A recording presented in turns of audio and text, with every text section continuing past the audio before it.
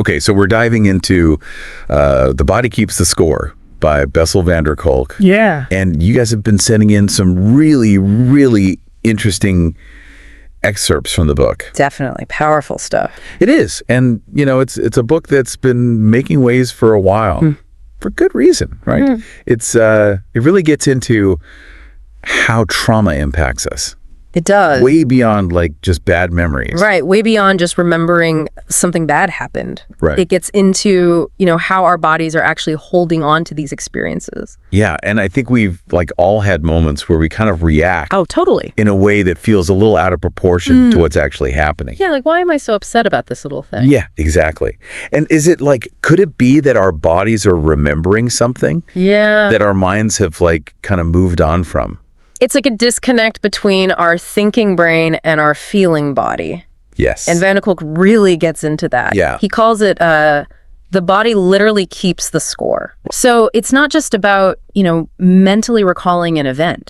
It's about our nervous system being stuck in this state of reliving it. Wow. Even years later. And that makes me think of the ACE study, the Adverse Childhood Experiences study. That showed such a strong connection between childhood trauma and a whole bunch of health issues later in life. Right. Like heart disease, diabetes, even cancer. Yeah. It's pretty wild how these early experiences can have such long-lasting effects. And even ones we might not think of as quote unquote major trauma. Totally. Right. It's not just the big T trauma. It's the little things that can kind of accumulate and have this impact. Yeah. And it's not just our physical health. Right.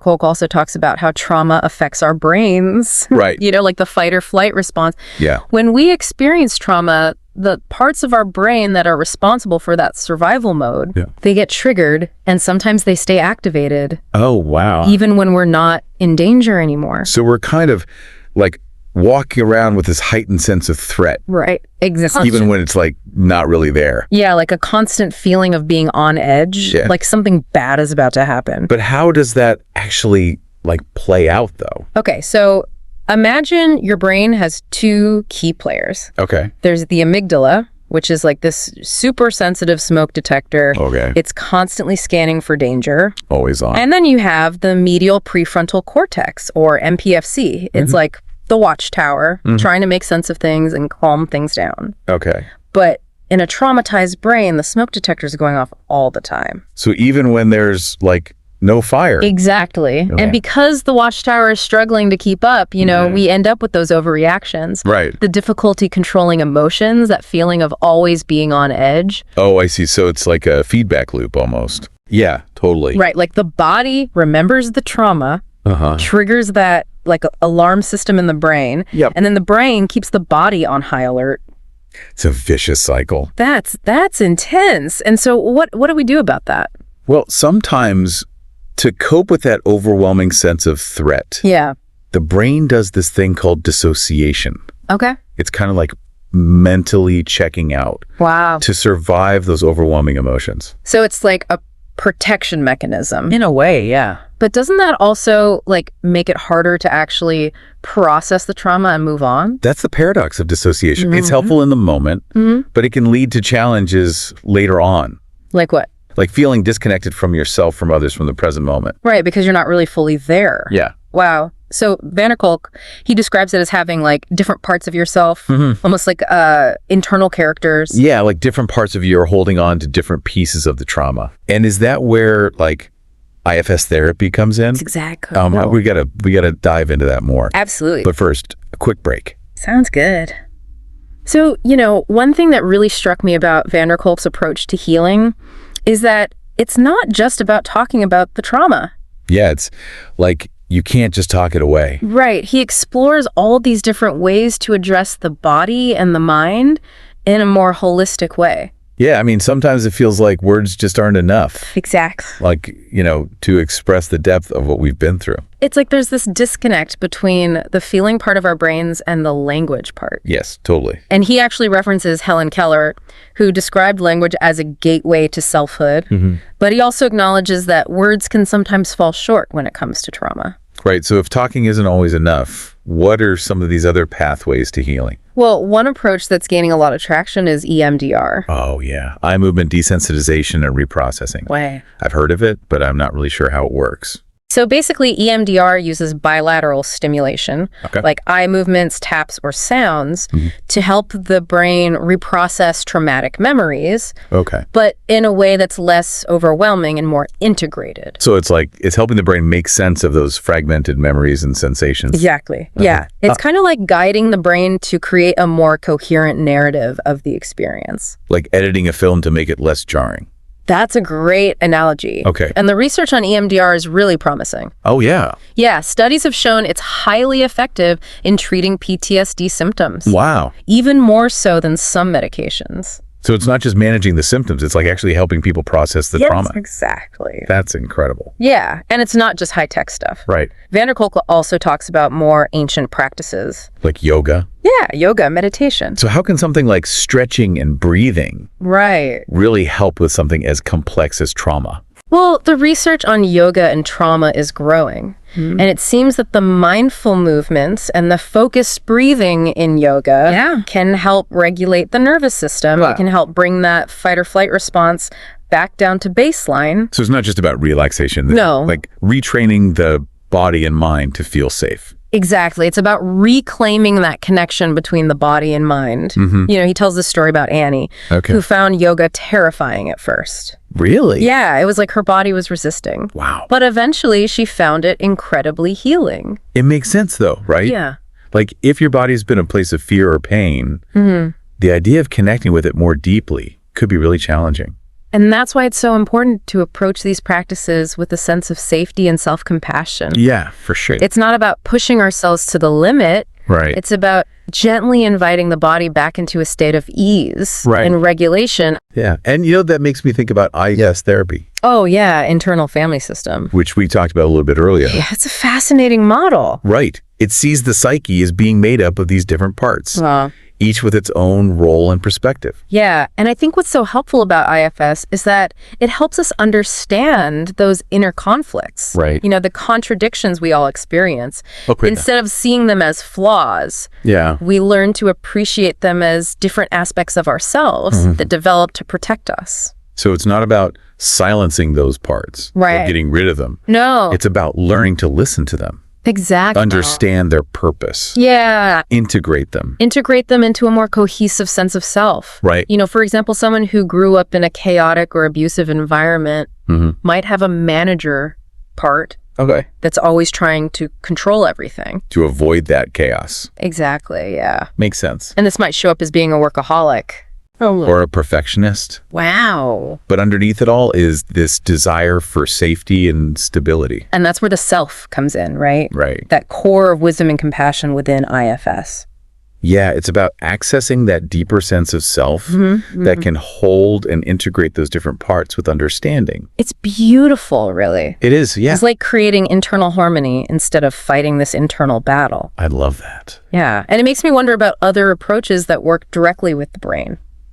Like neurofeedback. Yeah, Kolk mentions that too. Yeah, it's a really interesting approach. How does that work? So neurofeedback is a technology that gives you real-time feedback on your brainwave activity. It's kind of like biofeedback for the brain. Oh, interesting. And the idea is that by becoming aware of those patterns, you can learn to shift them towards a more balanced and regulated state. So if someone's constantly in that heightened state of anxiety or hyperarousal, neurofeedback could help them train their brain to calm down. Exactly. Wow. Kolk shares a story about Lisa, who used neurofeedback to address her severe anxiety, and she saw remarkable improvement.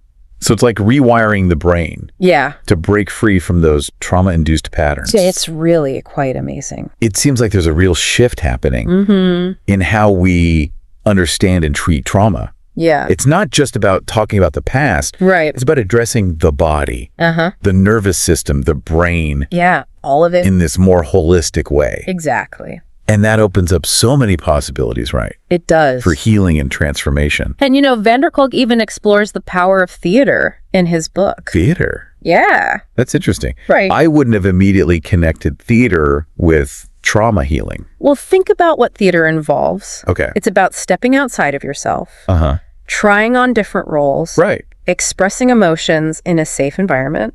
For trauma survivors, Yeah. it can be a powerful way to reclaim their voice, Right. to explore their experiences, Yeah. to rewrite their narrative. It's like a safe space to experiment with emotions and identities, Exactly. to process the past and imagine new possibilities. And there's that element of collaboration and community. Right. Which can be so healing, Absolutely. so powerful. Yeah. Healing doesn't have to happen in isolation. Connecting with others, Yeah, right. sharing stories, Yeah.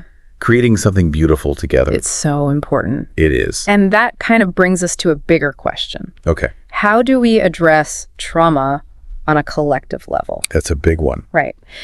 If trauma impacts not just individuals, but like whole communities and societies, Yeah. what does healing look like on that scale? Well, that's where Kolk's work gets really thought-provoking. Yeah. He talks about the impact of collective trauma. What happens after a war, Yeah. a natural disaster, or even like systemic oppression. Right. It's about recognizing those shared wounds and creating spaces for truth-telling, Okay. acknowledgement, Yeah. reconciliation. It's like expanding the circle of healing almost. Yeah, from the individual to the community to the world. And it requires us to look at the systems and structures too, right? Absolutely. That contribute to trauma in the first place. He uses the example of the South African Truth and Reconciliation Commission Oh, wow. as a model for collective healing. Interesting. It wasn't just about punishment. Right. It was about acknowledging the harm, fostering forgiveness, and working towards a more just and equitable future. That seems like such difficult work, though. It is. It's not easy, Yeah. but it's essential if Yeah. we want to break those cycles of trauma Yeah. and create a world where everyone can feel safe, connected, and empowered to heal. Yeah, it takes a deep commitment, doesn't it? It does. To empathy and understanding and a willingness to face some really difficult truths. That's the key.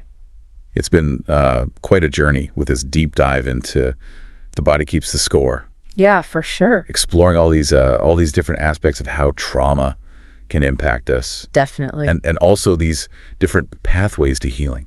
Yeah, and I think what's so powerful about Kolk's work is that he doesn't shy away from the darkness, but he also shines a light on the incredible resilience of the human spirit.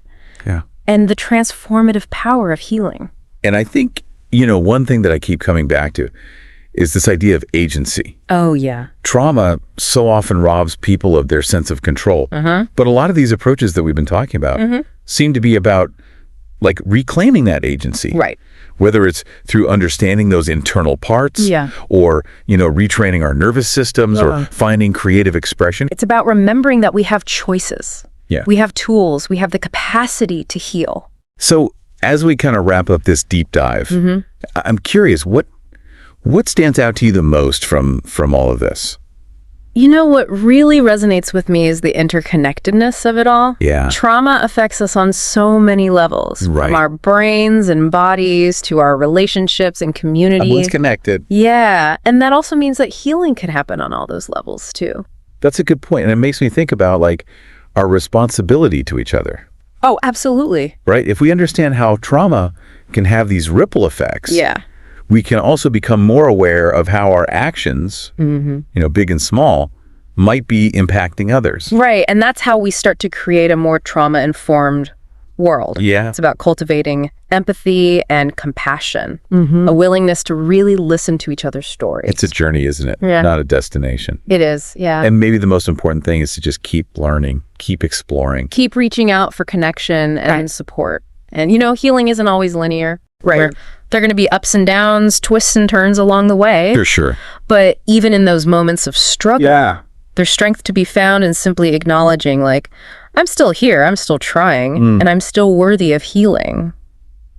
That's a really powerful message. Yeah. So to everyone listening out there, Wherever you are on your journey, we hope this deep dive has sparked some insights, some questions. maybe even like a sense of hope. Yeah, definitely. And remember, you're not alone on this path. Keep seeking, keep growing, and keep believing in the possibility of healing. Until next time, take care.